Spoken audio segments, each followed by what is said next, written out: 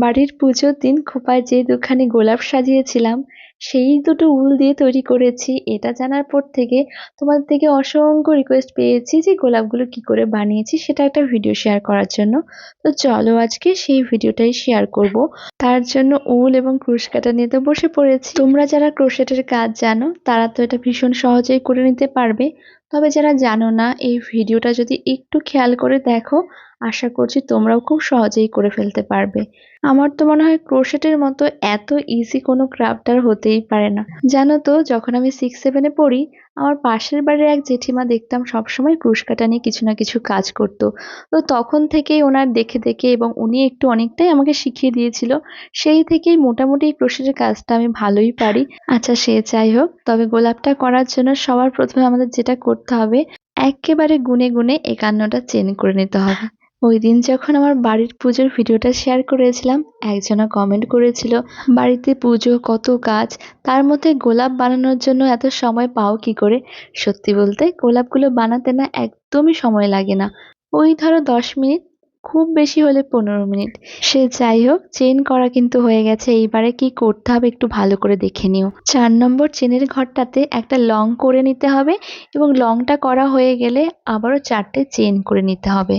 আর তোমরা যাতে পুরো প্রসেসটা খুব ভালোভাবে বুঝতে পারো তার জন্য ভিডিওটা কিন্তু আমি একেবারে আনকাট রেখেছি, যার জন্য ভিডিওটা আবার অনেকটাই লং হয়ে গেছে। তবে তোমরা স্কিপ না করে পুরোটা দেখো, তাহলে প্রসেসটা ভালোভাবে বুঝতে পারবে।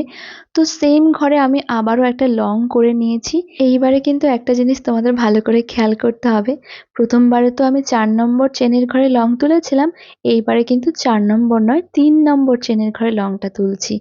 এরপর বাদবাকি যেমন প্রসেস ছিল, লং তোলার পরে 4টে চেন, আবার সেই একই ঘরে আবার একটা লং, একদম শেষের চেনটা পর্যন্ত তোমাদের কিন্তু এই সেম জিনিসটাই করে যেতে হবে। যদিও টুকিটাকি ক্রোশেটের কাজ জানি, তবে কখনো যে তোমাদের সাথে এভাবে গোলাপ বানানোর ভিডিও শেয়ার করব সেই আইডিয়াটা কখনোই সেভাবে মাথায় আসেনি।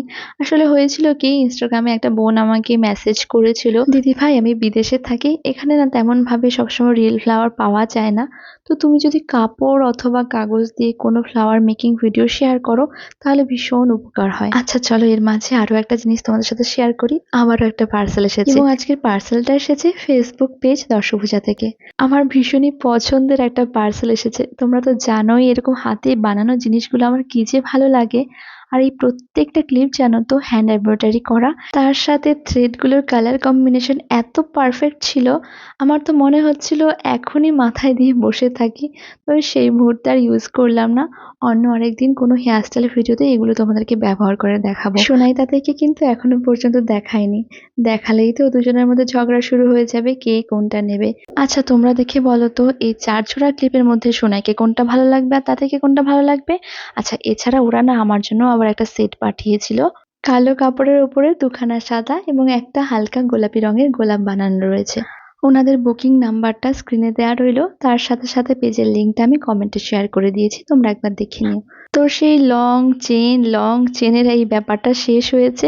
এইবারে চলো দেখে নি কি করতে হবে। প্রথমে যে ঘরটা রয়েছে সেখানে মোট 10টা চেন তুলতে হবে। তবে প্রথম চেনটায় কিন্তু আমি থ্রেডটাকে ঘোরাইনি, এমনিতেই চেনটা করেছিলাম। তারপর এগুলো নর্মাল যেভাবে চেন করে সেভাবেই করব, কিন্তু মাঝখানের ওই 5 নম্বর এবং 6 নম্বর চেনটাকে কিন্তু আবার একটু কারিগরি করতে হবে। যার জন্যই আমি ভিডিওর শুরুতে বলেছিলাম ভিডিওটা অনেকটা লং হলেও স্কিপ করো না, কারণ অনেক ছোটখাটো ব্যাপার আছে যেগুলো যদি মিস করে যাও তাহলে গোলাপটা যেমন প্রপার আর ডিজাইন আসার কথা তেমন কিন্তু হবে না। তো 5 নম্বর এবং 6 নম্বর চেনটা কিন্তু একটু আলাদা হবে। নর্মাল চেনের ক্ষেত্রে আমরা তো কাঁটার মতো উল্টাকে একবার ঘুরিয়ে নিই, এই ক্ষেত্রে কিন্তু আমি দুবার ঘোরাচ্ছি। রিয়েল ফ্লাওয়ারগুলোতে মানে রিয়েল গোলাপগুলোতে পাপড়িগুলো দেখবে মাঝখানের দিকটা একটু শার্প থাকে, তো সেই ব্যাপারটাকে বজায় রাখার জন্য এই কারিগরিটা করা।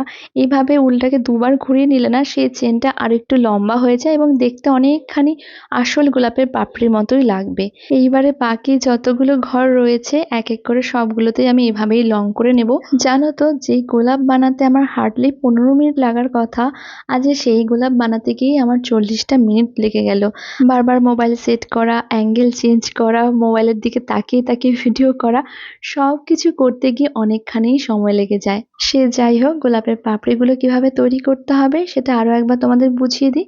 প্রত্যেকটা ঘরে কিন্তু 10টা করে লং হবে, তবে 5 নম্বর এবং 6 নম্বর এই দুটো লং করার সময় কিন্তু কাটার উপরে উলটাকে দুবার পেঁচে নিতে হবে। বাস, আর কোনো টিপস নেই।